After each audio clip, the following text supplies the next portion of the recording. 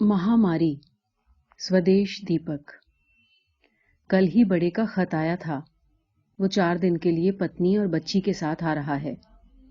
माँ अनपढ़ हैं, लेकिन पोस्टकार्ड पर लिखी लाइनों से ही पहचान गई थी कि खत संतोष का है। सिर्फ वही है जो सारा पोस्टकार्ड जाया कर दिया करता है। पति बाजार से लौटे तो कहा था, देखना संतोष का खत है ना, क्या लिखा है, सारे आ रहे हैं ना। एक साथ बहुत सारे सवाल पूछने की आदत बहुत पुरानी है, अभी भी गई नहीं। जब जब बड़े का कभी कभार कोई खत आ जाता है, वो यही बंधे बंधाए सवाल पूछा करती है, लेकिन बड़ा आता जाता बहुत कम है। मास्टर जी को खत का मजमून बताने के बाद हमेशा उसके आहत होने को झेलना पड़ता है, लेकिन लड़के के आने की खबर उसे देकर उनके दिल में भी छोटी सी खुशी कूद गई थी। वो बाहर के दिखावे और टीम टाम में खुद भी विश्वास नहीं करते। लड़के के साल साल तक न आने का कहीं गहरे में बुरा नहीं मानते, लेकिन ये जरूरी तो नहीं कि हर सवाल का ठीक जवाब किसी को खुशी भी दे। एक बार देर तक न आने की बात की थी तो लड़के ने समझाया कि बिना वजह से कहीं आना जाना उसे फिजूल लगता है। कभी कोई बात हुई है, काम पड़ा है, जरूरत आ खड़ी हुई है तो वो हमेशा पहुंचा या नहीं। कोई जरूरत आ पड़ने पर पहुंचने की बात उन्हें सही लग गई थी। नौकरी से रिटायर होने के बाद 40 रुपए की पेंशन मिलने पर छोटी लड़की की शादी करने पर जरूरतें पड़ती ही रही हैं, और जैसे तैसे बड़ा पहुंचा है। जो हो सका था किया भी। पत्नी को भी समझाने की कोशिश की थी, लेकिन वो ठहरी अनपढ़। आज के आदमी की तरह वो सूखे तर्क तथा कारण के आधार पर नहीं जीती है, न बात करती है। उसने बिफर कर कहा था कि क्या अब अपने लोग सिर्फ काम पढ़ने पर ही मिलते हैं, प्यार भी कुछ होता है ना। वो पढ़ लिख कर कितना सूखा हो गया है। लड़के के पढ़ने का विशेष श्रेय माँ को जाता है। सारे विरोध के बावजूद कि कॉलेज का खर्चा कौन देगा और बच्चे भी हैं, उसने पढ़ाई के बारे में डटकर लड़के का साथ दिया था। लड़का पढ़ा, उसकी अच्छी नौकरी भी लगी, और तब तो उसके दिल में ठंड पड़ जाया करती है जब लड़का अब भी दूसरों के सामने स्वीकार किया करता है कि उसको पढ़ाने वाली, उसको बनाने वाली उसकी माँ है। लेकिन एक दुख उसे हमेशा सताता रहा है। नौकरी बाहर के शहर में लगने पर लड़के का घर आना जाना कम हो गया। कुंवारा था तो कोई बात न थी, वही पुरानी आदत। अब आस पड़ोस के लोग लड़के, बहू और बच्ची के न आने पर पूछते हैं तो वो अपमानित होती है। लोग तो कमीने हैं, यही सोचते होंगे ना कि शायद अब लड़के और उसकी घरवाली से बनती नहीं। इसलिए लड़के के आने की बात पर उसने पति से फिर पूछा था, किस तारीख को आ रहा है, कितने दिन रहेंगे, पता नहीं कपड़े भी साथ लाते हैं कि नहीं। दोनों लापरवाह हैं। मीनू के बारे में कुछ नहीं लिखा, मुझे याद करती है ना। मास्टर जी ने सारे सवाल सुने, जरूरी सवाल का चुनाव किया और बताया, कल सुबह आएंगे, 4-5 दिन रहेंगे। दादी को मीनू के आने की खुशी लड़के के आने से कहीं ज्यादा है। 3 साल की उम्र में कितनी बातें करती है। वो मीनू से मिलने महीने में एक आध बार जाया करती है। लड़का और बहू तो बस चुप रहते हैं, उन्हें आपस में बहुत बातें करते कभी देखा सुना नहीं। उससे क्या बोलेंगे। पहले मिलने जाती थी तो सुबह जाकर शाम को लौट आया करती थी। वहां तो दिल तंग पड़ जाता है। लेकिन जब से मीनू ने बोलना शुरू किया है, महीने में 2-3 दिन लड़के के यहाँ लगा आती है। कितना बोलती है, मरजानी बिल्कुल मुझ पर गई है। उसे अपने बहुत बोलने की आदत का पता है, जिसे मास्टर जी बड़बड़ करना कहते हैं। वो काम करते हुए मुस्कुरा रही है। चलो, लड़के के घर भी बड़बड़ करने वाली पैदा हो गई। कोई तो आया घर की चुप्पी तोड़ने वाला। आज सुबह से वो झाड़ पोंछ और सफाई में लगी है। बीच बीच में आस पड़ोस में जाकर बता भी आती है कि बड़ा आ रहा है, पूरे 4 दिन के लिए। ये सूचना देने का उसका मकसद उन्हें बताना है कि देखो, हमारी बनती है, ऐसी वैसी कोई बात नहीं। बाहर रिक्शा रुकने की आवाज आई। वो दौड़कर दरवाजे के पास पहुंची। रिक्शा में रखा छोटा सूटकेस देखकर उसे विश्वास हो गया कि लोग कुछ दिन ठहरेंगे। अंदर कहीं ठंड पड़ जाती है।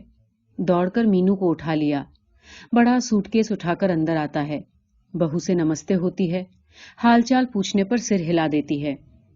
माँ को कहीं तकलीफ होती है कि वो उससे खुलती नहीं, लेकिन छोड़ो, अब मीनू जो है। अब दादा ने मीनू को उठा लिया। महीनों बाद मिली है, इस बीच एकदम से पूरे वाक्य बोलने लगी है। दादा को बीड़ी सुलगाते देखकर पूछती है, आप क्या पी रहे हैं? बीड़ी।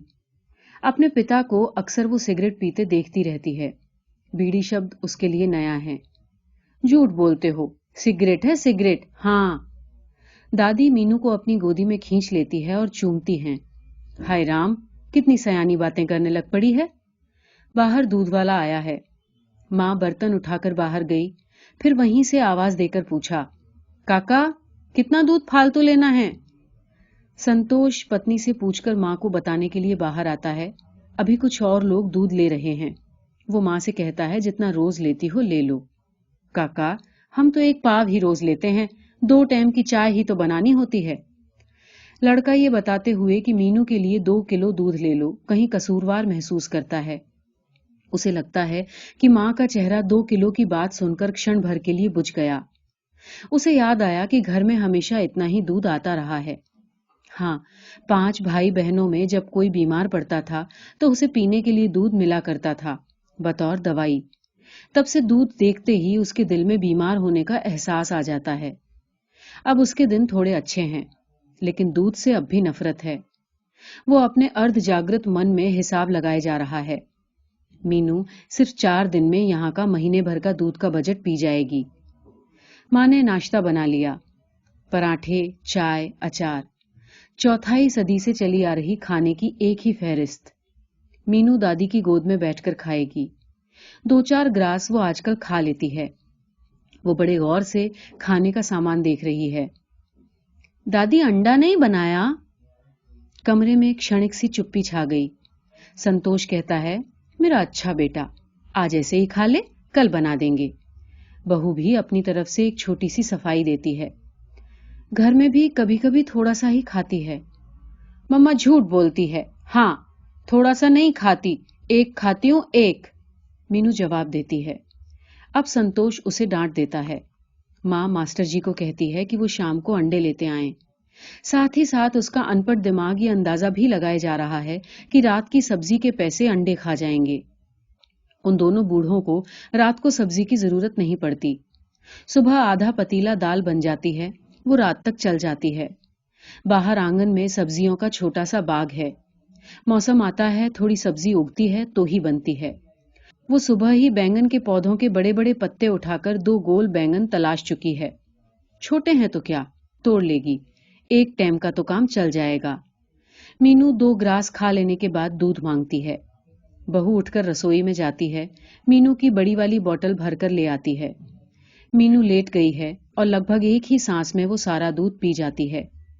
दादी सोचती है कि 5 बार में ये सारा दूध पी जाएगी। वो बहू को सलाह देती है, काकी, इसे रोटी खिलाया कर, अन्न अंदर जाएगा तो कुछ मोटी होगी, देख तो सही कैसी सूखी पड़ी है। बहू पति का नाम लेकर ही बुलाया करती है। बताती है, मैं खिलाने लगती हूं तो संतोष गुस्सा हो जाते हैं, कहते हैं इतनी जल्दी रोटी शुरू नहीं करनी। माँ संतोष की तरफ देख रही है। बेटा उसे कैसे समझाए कि वो छोटी मीनू के माध्यम से अपना बचपन सुखद रूप से पहली बार जी रहा है। उसे आज भी याद है कि जब से होश संभाला, हाथ में रोटी का टुकड़ा और चाय का ग्लास ही रहा है। अगर बच्ची रोटी खाने की जिद करती है तो उसे अपना घिनौना बचपन याद आता है। तब अन्य बच्चों को बाजार की कोई भी चीज खाते देखकर उसका जी कितना ललचाता था। जब माँ से पैसे मांगने की जिद पर अड़ जाता था तो आमतौर पर पिटाई ही होती थी, क्योंकि घर का राशन पानी खरीदने के बाद माँ के पास देने को कुछ बचता ही कब था। तब उसे अपनी माँ से बेइंतहा नफरत थी। कितनी बुरी है, कुछ भी नहीं देती, कभी भी। नासमझ जो था। अब जाकर कहीं समझ आया है कि पैसे का, पूंजी का ये गलत वितरण, असंतुलन वो कुल्हाड़ी है जो हमारे संबंधों को काटकर फेंक देती है। दादा ने नाश्ता कर लिया। वो बीड़ी सुलगाते हैं तो मीनू फिर टोकती है, दादा, ये सिगरेट मत पियो, गंदा, बू वाला, पापा वाला पियो। हाँ नहीं तो। दादा उठकर आंगन में आ गए। मीनू की मम्मा उसे डांटती है, मीनू, बड़ों से ऐसा नहीं कहते, देखो मैं तुम्हारे पापा से कभी ऐसा कहती हूँ? हाँ, कहती तो हो, सिगरेट मत पियो, बू आती है। मीनू उठती है और मटकती हुई बाहर आंगन में आ जाती है। कुछ टमाटर के पौधे हैं, कुछ भिंडी, कुछ बैंगन और साग वगैरह। मीनू एक एक करके सबके बारे में दादा से पूछ रही है। फिर कहती है, मैं इनको छू लूं? खराब तो नहीं होंगे? दादा उसका सर थपथपाकर छू लेने की आज्ञा देते हैं। साथ ही हिदायत देते हैं कि पत्ते मत तोड़ना। थोड़ी देर छू लेने में उसका मन भर जाता है। वो पूछती है, दादा, सुंदर फूल कहाँ हैं? उसे अपने घर के छोटे से आंगन की याद है, जहां सारा साल रंग बिरंगे फूल इठलाते हैं। उन पर उड़ती तितलियों के पीछे वो छोटी छोटी दौड़ें लगाती है। वो अब भी दादा के जवाब के इंतजार में है। अगला सवाल पूछती है, दादा, तितली कहाँ है? सब्जी के पौधे के हिलने से उन पर बैठे मच्छर उड़े। एक दो ने मीनू को काट लिया और अब वो दादा के चुप रहने और मच्छरों के काटने से झुंझला गई। कहती है, दादा, ये पौधे तोड़ दो, गंदे, छी, मच्छर काटता है। दादा के पास उसके सारे सवालों के जवाब हैं, लेकिन जवाब देने की हिम्मत नहीं पड़ रही, क्योंकि उन्हें फूलों और सब्जी के फर्क का पता है। लेकिन इसमें मीनू का क्या कसूर? बचपन में शायद उन्हें भी फूल और तितली अच्छी लगती थीं। थोड़ा बड़ा होने पर गरीब जिंदगी की सच्चाइयों का पता चला। अपने आप फूल भूल गए, तितलियां भूल गईं। मीनू के इन सवालों से वो अंदर तक हिल गए। उनका जी चाहता है कि इसी वक्त खुरपा उठाएं और सब्जी के इन पौधों को जड़ से काट दें, यहां फूल लगा दें जिन पर तितलियां उड़ती रहें। वो नहीं इन्हें देख सके, बेटा संतोष नहीं देख सका। क्या तीसरी पीढ़ी भी बिल्कुल पहले वाली पीढ़ियों की सी ही जिंदगी बिताएगी, बिना फूलों के, बिना तितलियों के? उन्हें पता है कि ये फूल तितलियां शायद मीनू के भाग्य में भी सिर्फ कुछ दिन और हैं। बेटा जो कमाता है वो जानते हैं, घर के जो खर्चे हैं वो जानते हैं। बड़ी जल्दी ही बेटे के आंगन से भी फूलों के पौधे उखड़ जाएंगे, तितलियां उड़ जाएंगी, वो ये भी जानते हैं। वो ये भी जानते हैं कि वहां भी जल्द ही सब्जियां लग जाएंगी, वो जानते हैं। बदसूरती, गरीबी, अभाव बच्चों की जिंदगी में शुरू से आ जाए तो उनका क्या होता है, वो क्या बन जाते हैं, वो सब जानते हैं, क्योंकि सारी उम्र उन्होंने प्राइमरी स्कूल में गरीब बच्चों को पढ़ाया है। लेकिन मीनू को तो अभी इन दुखों का कुछ पता नहीं।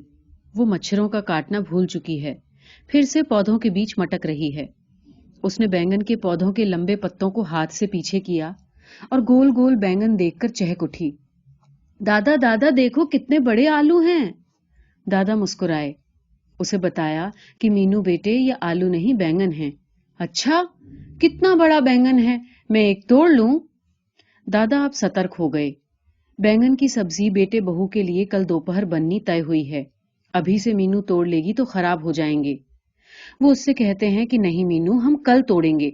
नहीं, हम अभी तोड़ेंगे, अभी अभी, बस एक, हाँ। वो उसे पकड़कर क्यारी से बाहर निकालते हैं। अब बच्ची पर जिद सवार हो चुकी है। वो ऊंचा ऊंचा रोना शुरू कर देते हैं। दादी भी रसोई से बाहर आ गई है। मीनू अपनी माँ के पास शिकायत कर रही है, मम्मा, दादा बहुत गंदे हैं, मुझे बैंगन तोड़ने नहीं दिया। दादी मास्टर जी से कहती है, तोड़ लेने देते तो क्या फर्क पड़ता है? मास्टर जी खींच गए, जरा तेज आवाज में बोलते हैं, तो कल सब्जी। फिर उन्हें ख्याल आता है कि बेटे बहू के सामने ये वाक्य नहीं बोलना था। वो कमरे से बाहर निकल जाते हैं। बहू इस आधे बोले गए वाक्य से सब कुछ समझ गई। इतना कड़ा अभाव शायद अपनी जिंदगी में उसने पहली बार देखा। वो पति से बोली, संतोष, कैसे चलाते होंगे ये घर का खर्चा? सुनो, हर महीने यहां कुछ भेज दिया करो ना। पति कोई जवाब नहीं देता। वो उसे कैसे बताए कि कहना आसान है, भेजना कितना कठिन। फिर कई बार एक मुश्त बड़ी रकम भी तो घर में देनी पड़ जाती है। वो उसके जवाब का इंतजार नहीं कर रही। वो जानती है कि संतोष क्या सोच रहा है। उसके दिमाग के कोनों में इस वक्त छोटी छोटी रकमें इधर से उधर उछल रही होंगी, आपस में जमा होती, फिर घटती, फिर शेष क्या बचा इसका लेखा जोखा करती। लेकिन वो भी इस सच्चाई को समझ चुकी है कि एक रकम से दूसरी चाहे कितनी बार भी घटाओ, शेष कभी कुछ नहीं बचता। बची हुई रकम तो कुछ विशेष अधिकार प्राप्त लोग पहले ही काट लेते हैं। लेकिन क्योंकि पति पत्नी जिंदगी का सच एक दूसरे से हमेशा बांट कर रखते हैं, इसलिए किस्से कहानियों वाला तनाव उनकी जिंदगी में कम आता है। वो पति को सलाह देती है, सुनो संतोष, मीनू तो इनका 4-5 रुपए रोज का खर्च करवा देगी। ऐसा क्यों नहीं करते कि माँ को खर्च के लिए कुछ रुपए दे दो? मैंने सोचा था, लेकिन पैसे देने की हिम्मत नहीं हो रही। कितना अपमानित महसूस करेंगे। माँ को कितना चाव था कि मीनू कुछ दिन यहाँ रहे। अब बच्चों का खर्चा तो मुझसे न दिया जाएगा। ठीक है, यहाँ से वापस जाने के बाद कुछ रुपए मनी ऑर्डर से भेज देना। संतोष चुप। इसे कैसे समझाए कि इन घरों में हर दिन के खर्चे की रकम बंधी बंधाई होती है। कोई अपना भी कुछ दिनों के लिए आ जाता है तो इनके आने वाले कुछ दिनों की रोटी खा जाता है। वो जानता है कि अमूमन माँ सुबह ही दाल का आधा पतीला बना लिया करती हैं, दोनों वक्त के खाने के लिए। एक अतिरिक्त सब्जी बनानी पड़ती है हम लोगों के लिए। मीनू को दोबारा भूख लगी। हमेशा की तरह वो आज्ञा देती है, मम्मा भूख लगी है, दूध ला। अब मम्मा को भी घर में घट रही हर रोज की त्रासदी का आभास हो गया है। मीनू इतनी जल्दी जल्दी दूध पिएगी तो शाम तक सारा खत्म कर देगी। नहीं बिट्टू, खाना बन रहा है, आज तो मीनू हमारे साथ छोटी रोटी खाएगी ना। लेकिन मीनू इस तरह के नाटकों के छलावे में नहीं आने वाली। कड़क कर कहती है, मम्मा तू बकबक मत किया कर, हाँ नहीं तो मैं तो दूध पीऊंगी, दूध।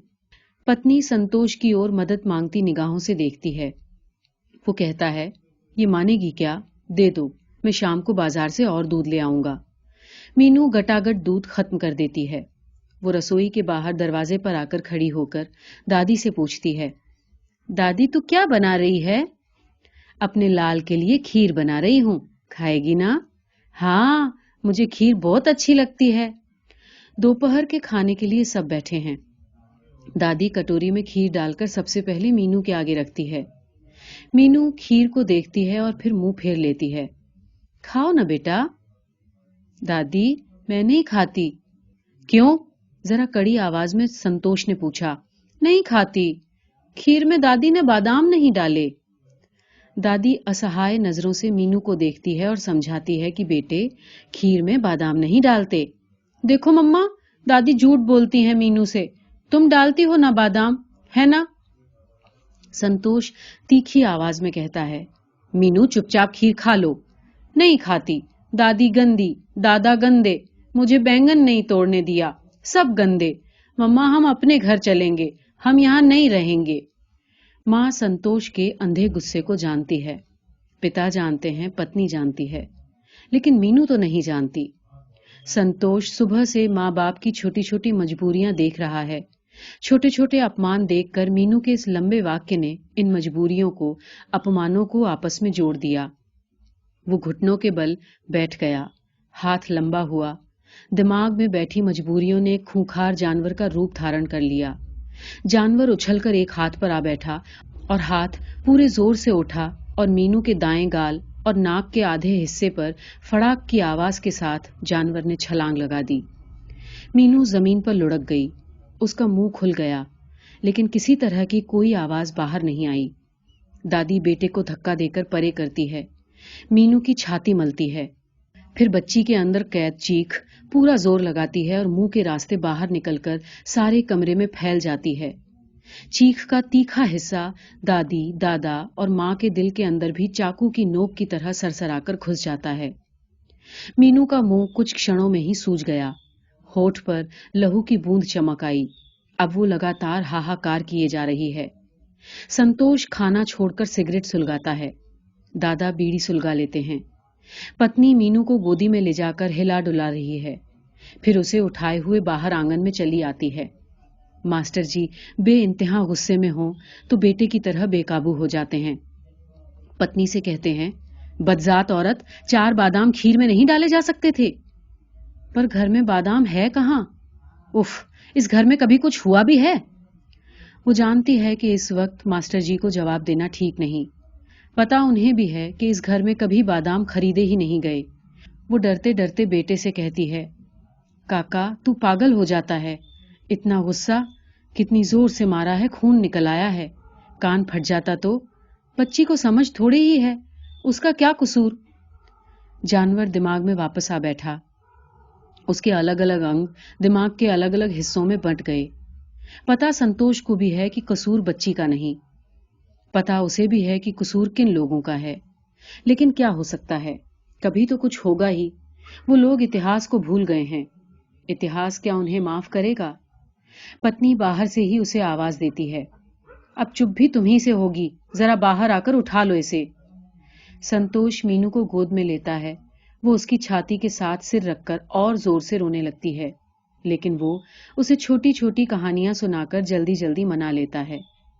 मीनू का गाल और होंठ अब तक सूजे हैं। सब लोग फिर से खाने के लिए साथ बैठे हैं। मीनू अब चुपचाप बिना बादाम की खीर खा रही है।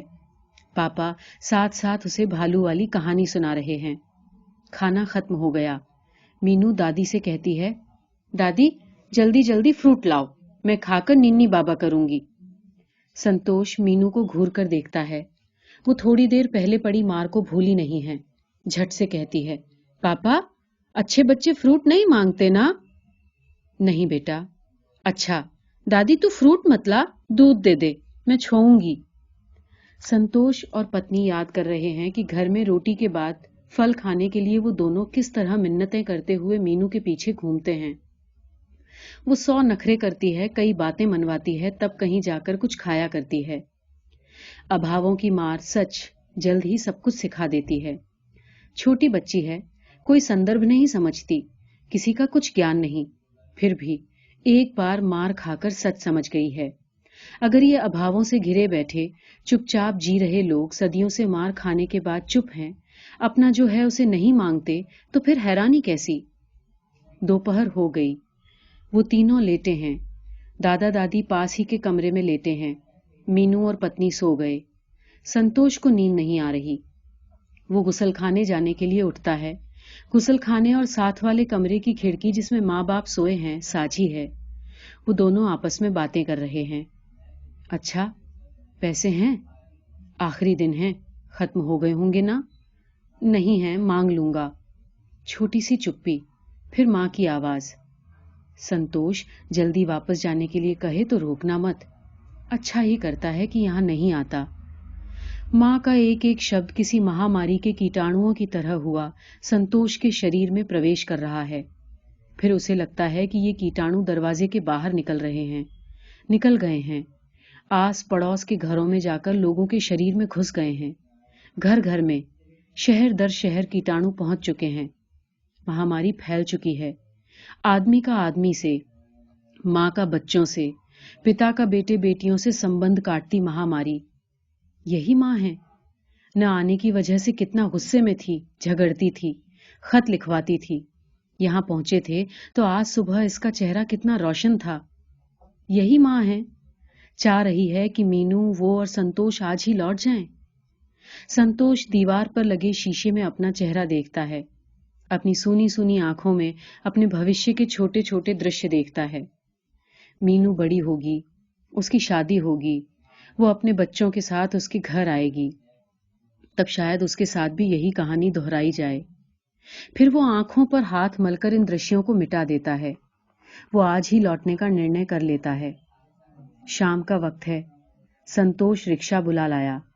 तीनों रिक्शा में बैठते हैं और माँ कहती है, काका ये क्या, कुछ दिन तो रहते। वो झूठ बोल रही है। नहीं, कुछ जरूरी काम याद आ गया, फिर आएंगे। वो झूठ बोल रहा है। दादी की आंखों में आंसू देखकर मीनू कहती है, दादी अच्छे बच्चे रोते नहीं, मैं फिर आऊंगी। तब मैं अंडा भी नहीं मांगूंगी, दूध भी नहीं मांगूंगी और फ्रूट भी नहीं मांगूंगी। पापा गुस्सा होते हैं। रिक्शा चल पड़ता है। दादा दादी बहुत देर तक मीनू का हवा में उठा बाय बाय करता हाथ देखते रहते हैं।